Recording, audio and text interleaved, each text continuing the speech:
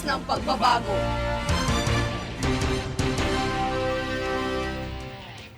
Ako si Mai Salazar, hatid sa inyo ang mga pinakamainit na balita sa bansa. Dito sa News Force. Sa ulo ng mga balita. BSP nagbabala sa publiko ukol sa fake delivery text message. Ilang pananim sa Benguet na balot ng frost. Party list registration deadline walang planong palawigin pa. OFW launch sa NAIA Terminal 1 bukas para sa mga balikbayan. Pilipinas, ikatlo sa pinakaligtas na bansa sa buong Timog Silangang Asya. Isang lalaki natagpuang patay sa katubigan ng Tingloy, Batangas. Patas at pantay na balita, komprehensibong ulat para sa pulso ng masa. Ito ang News Force. Para sa unang balita, ibinahagi ng Manibela Transport Group na isasagawa nito ang protesta laban sa PUVMP kung saan sa pagkakataong ito ay hindi na ito isang strike. Yan ang detalyeng ating alamin mula kay Danizel Lopez. Isasagawa bukas, ika-16 ng Enero taong kasalukuyan ng Transport Group Manibela ang protesta laban sa pagpapatupad ng Public Utility Vehicle Modernization Program o PUVMP. Sa gaganaping protesta ng grupo ay inilinaw nito na hindi na ito isang transport strike, kung hindi isang aktwal na protesta na ng mga kasanib. Ito'y gaganapin sa University of the Philippines o UP Diliman, Welcome Rotonda at Mendiola.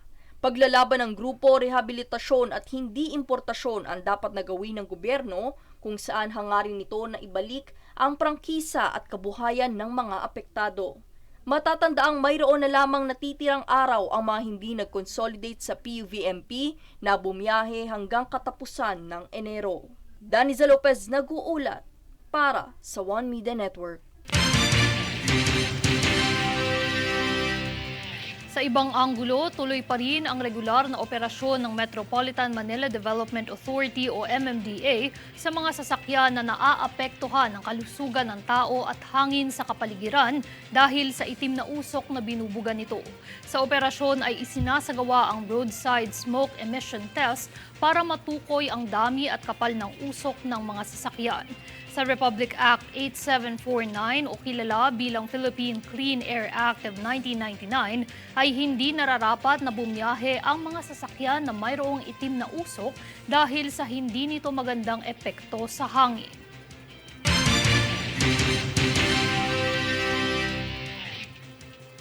Sa aktibong operasyon ng Special Action and Intelligence Committee for Transportation o SAICT sa EDSA busway stations ng Ortigas at Magallanes ay nahuli ang 58 violators. Kabilang sa mga violations na ipinataw ay ang disregarding traffic sign, obstructions, illegal loading at paggamit ng EDSA bus lane ng hindi otorisado. Ang operasyon ay naglalayon masiguro ang kaligtasan at seguridad sa daan, kaya't patuloy nitong hinuhuli ang mga lumalabag sa batas trapiko.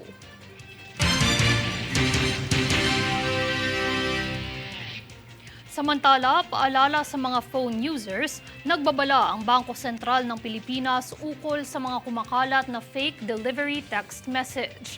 Alamin ang buong impormasyong hatid ni Jade Buhoy. Dahil sa mga kumakalat na fake delivery text messages, nagbabala ang Bangko Sentral ng Pilipinas o BSP sa mga phone users na protektahan ang sarili laban dito. Ang fake delivery text messages ay naglalaman ng mga links na nagtuturong i-update ang inyong bangko o e-wallet information. Bunsod nito, hinihikayat ng BSP ang publiko na i-report ang ganitong insidente sa kanilang tanggapan o kaya'y agad na i-contact ang inyong bangko kung nakuha ang inyong impormasyon. Mangyaring tumungo lamang sa website na naka-flash sa inyong mga screen o tawagan ang mga landlines para sa agarang aksyon laban sa mga scammers. Jade Buhoy, nag-uulat para sa One Media Network.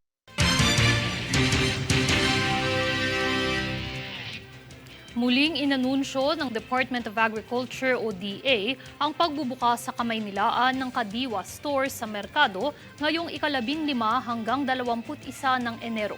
Ngayong araw, asahan ng pamilihan sa lungsod ng Mandaluyong, Quezon at iba pang lugar na naka-flash sa inyong mga screen. Samantala, sa 16, daragdag ang lungsod ng Las Piñas at sa 18 hanggang huling araw naman ay sa lungsod ng Pasay at Maynila.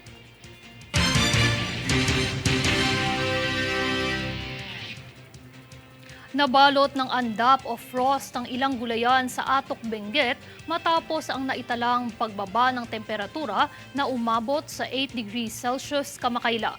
Ngunit huwag mabahala dahil maituturing na itong normal na pangyayari na inaasahan pang mararanasan hanggang sa susunod na buwan ng Pebrero. Nagpaalala naman ng mga magsasaka na hindi ito dapat gamiting katwiran ng mga pamilihan upang itaas ang presyo ng mga gulay sa merkado. Wala naman umanong dapat ikabahala sa epekto ng frostbite sa mga sakahan ng gulay.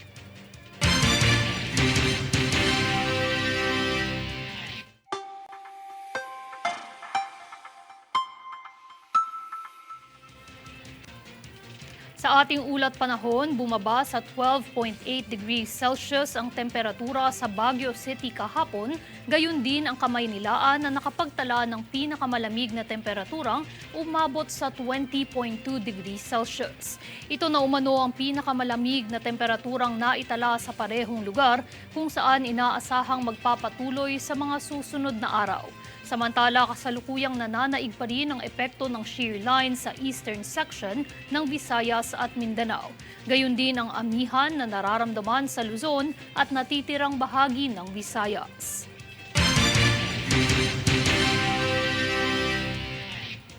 Susunod sa News Force. Senator Win Gatchalian ibinahagi ang hindi pagsang-ayon ng mga Pilipino na manatili ang pogo sa bansa.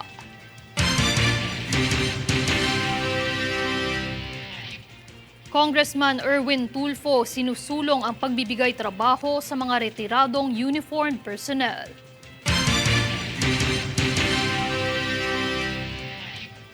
Party list registration deadline walang planong palawigin pa.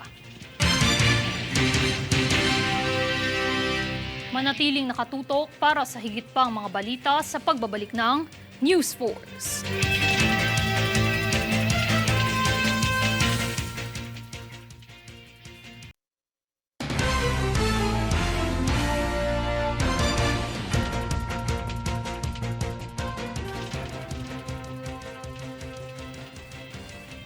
Mas pinalakas ng Administrasyong Marcos ang kampanya laban sa mga internal threats o mga rebelde o anti-insurgency campaign. Francis Rio Dique para sa balita. Pinuri ni Pangulong Ferdinand Marcos Jr. ang inisyatibo at mga hakbang ng pamahalaan laban sa mga internal threats. Kaya naman pinasalamatan at kinilala nito ang Armed Forces of the Philippines o AFP, Philippine National Police o PNP, pati na rin ang Department of National Defense o DND. Ito'y dahil ayon sa Pangulo, mas pinalakas ang anti-insurgency campaign ng administrasyon. Sa katunayan ay wala na umanong aktibong guerrilla front nitong Disyembre noong nakaraang taon na dahil umano sa magandang performance at koordinasyon ng mga ahensya.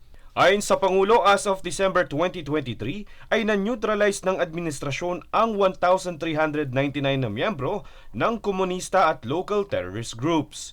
Dagdag pa rito ay 1,751 firearms ang nakumpiska. Pagtitiyak ni Pangulong Marcos, hindi titigil ang pamahalaan sa anti-insurgency campaign nito. Francis Rio Dique, nag-uulat para sa One Media Network.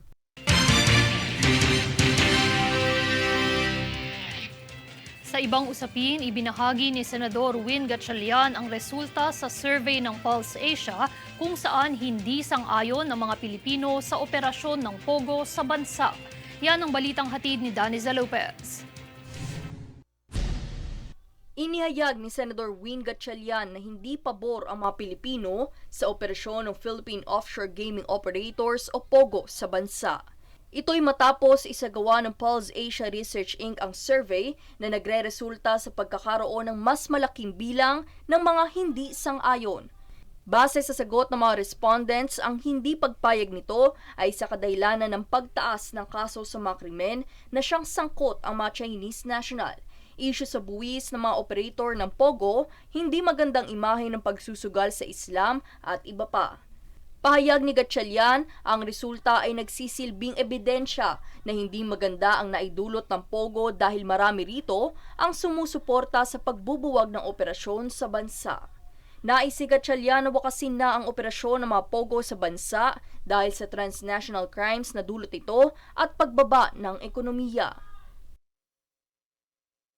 Daniza Lopez nag-uulat para sa One Media Network.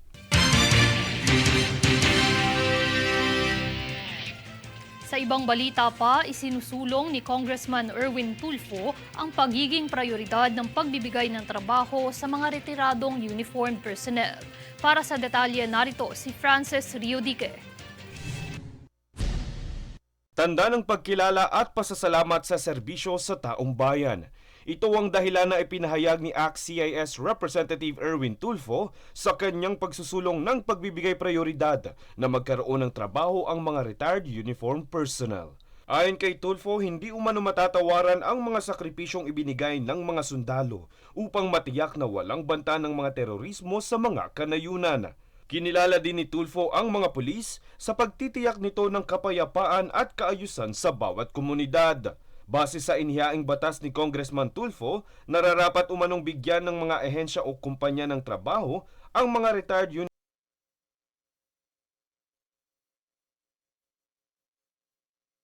uniformed personnel na akba sa kanilang naging serbisyo. Halimbawa, kung nai-assign ka sa finance unit, ay maaaring tanggapin sa mga bangko o financial institutions. O di kaya naman kung medical personnel ay maaaring matanggap sa mga ospital. Aniya, kasama rin umano rito ang mga personnel ng PCG, BFP at BJMP. Francis Riodique, nag-uulat para sa One Media Network.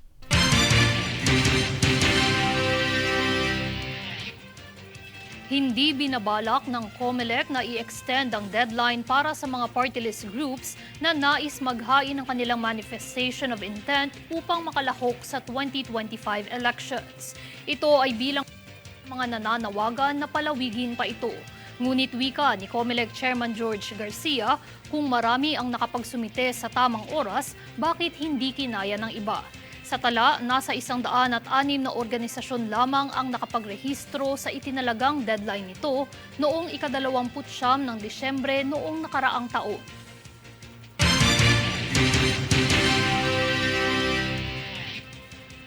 Sa matagumpay na paglulunsad ng Kalinisan Program ay kasabay ng pananawagan ni Department of Interior and Local Government o DILG Secretary Benhur Abalos na panatilihin ito para sa mas kaaya-ayang kapaligiran. Jade Buhoy para sa balita. Nanawagan si Department of the Interior and Local Government o DILG Secretary Benhur Abalos sa mga pamahalang lungsod na ipagpatuloy ang nasimulan ng Kalinisan Program. Aniya, ikinalulugod niya ang higit sa 30,000 barangay at halos 2 milyong Pilipinong nagkaisa upang masimulan ang nasabing programa. Bilang bahagi nito, sinasapinal na rin ni Abalos ang lingguhang pagmomonitor sa clean-up drive sa lahat ng barangay sa buong bansa, kung saan ang mga pagpupulong ay kinabibilangan ng mga kaugnay na ahensya upang magawa ang mga kinakailangan sa programa at parangal sa pinakamalinis na barangay.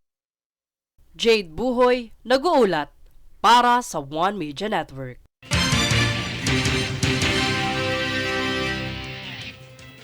Matapos mapalitan sa pwesto si dating Department of Finance Secretary Benjamin Diokno, balik na muli siya bilang Monetary Board ng Bangko Sentral ng Pilipinas. Nagsilbi bilang Central Bank Governor si Diokno mula 2019 hanggang 2022. Ang BSP ang nangangasiwa sa mga isyung pananalapi sa bansa.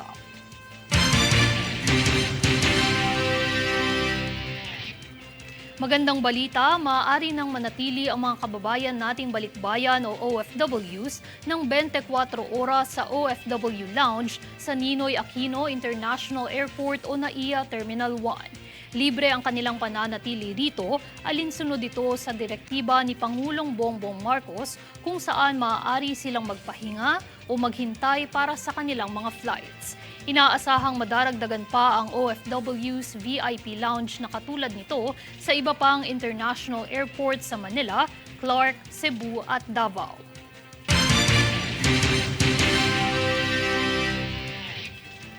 Susunod sa News Force.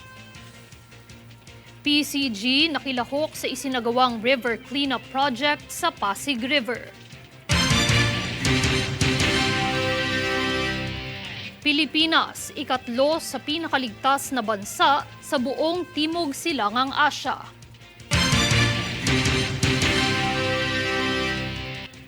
Palawan itinanghal bilang isa sa world's top trending destination sa TripAdvisor 2024.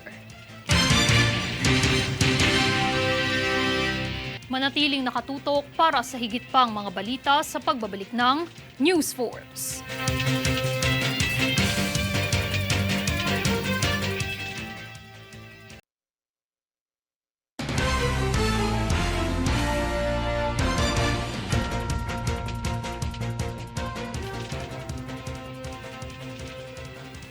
Nakiisa ang Philippine Coast Guard o PCG sa River Cleanup Project kamakailan sa katubigan sa kahabaan ng Pasig River malapit sa Escolta Ferry Station at sa harap ng Manila Central Postal Office.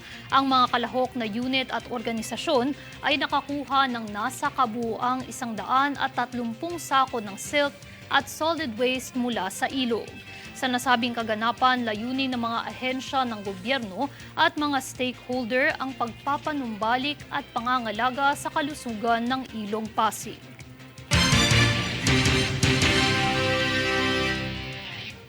Samantala, pumangatlo ang Pilipinas sa pinakaligtas na bansa sa buong Timog Silangang Asya. Ito ay matapos lumabas ang result ng Global Law and Order Report 2023 ng American Analytics na Gallup na may index score na 86. Nangunguna rito ang Vietnam na may score na 72, kasunod ang Indonesia na nakapagtala ng 70 na score.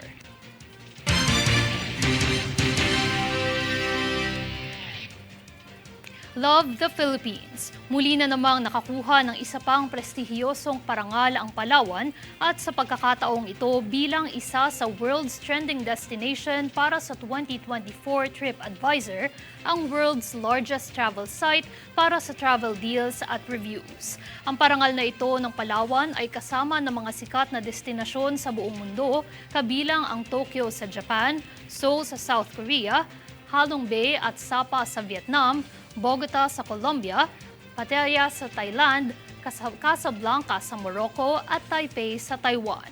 Ayon kay Department of Tourism Secretary Cristina Frasco, ang parangal ay nagpapakita na ang Palawan ay isang lugar na dapat puntahan para sa mga manlalakbay na naghahanap ng nakakaengganyo at kahanga-hangang karanasan.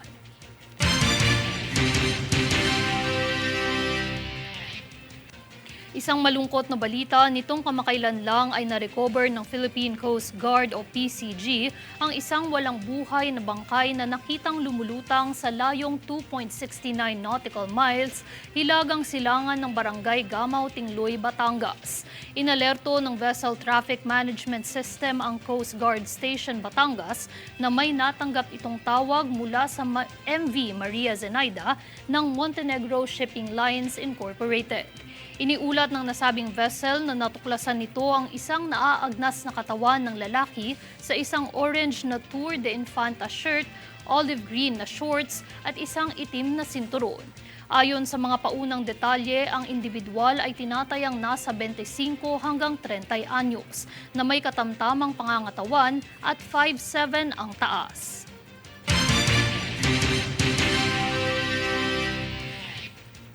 At narito ang recap ng mga nagbabagang balita ngayon. Sa ulo ng mga balita. BSP nagbabala sa publiko ukol sa fake delivery text message. Ilang pananim sa Benguet na balot ng frost. Party list registration deadline walang planong palawigin pa. OFW launch sa NAIA Terminal 1 bukas para sa mga balikbayan. Pilipinas, ikatlo sa pinakaligtas na bansa sa buong Timog Silangang Asya. Isang lalaki natagpuang patay sa katubigan ng Tingloy, Batangas. Patas at pantay na balita, komprehensibong ulat para sa pulso ng masa. Ito ang News Force. At yan ang pinakamainit na mga balita ngayong araw. Manatiling nakatutok sa aming mga ulat at updates sa aming Facebook page, facebook.com/OneMediaNetwork. Ako si Mai Salazar at ito ang News Force.